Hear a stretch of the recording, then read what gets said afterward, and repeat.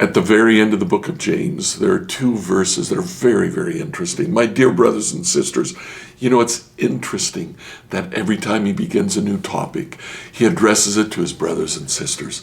My dear brothers and sisters, if someone among you wanders away from the truth and is brought back, you can be sure that whoever brings the sinner back will save that person from death and will bring about the forgiveness of many sins. I don't want to get into the theological truths or realities behind this verse. Let's just take a look at the verse itself and what it says to us. It tells us at least three things. First of all, it tells us that each one of us bears some level of responsibility for the walk of our Christian brother and sister. Each one of us needs to be on the alert for those who are around us. We need to care for each other. There is a mutual care that's to take place inside the church. This is a spiritual truth, something that we see not only by clear instruction like this, but something that we see borne out by the example of the early church.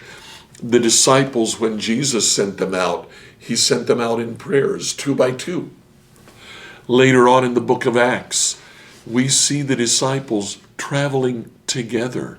No one traveled alone to do their job. Instead, people came together so they could care for each other as they spread the gospel.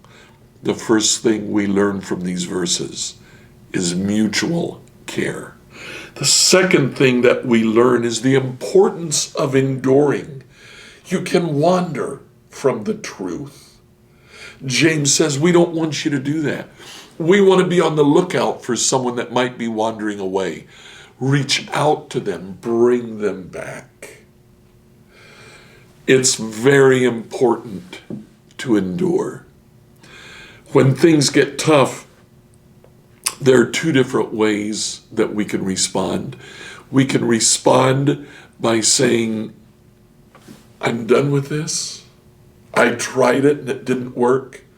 Or we can respond by saying, hey, I'm glad I'm in the Lord. I need him now.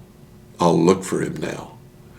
James says enduring to the end, staying faithful, staying true is very important. The third thing that this passage tells us is that God is always there. If you wander away and come back, God is always there.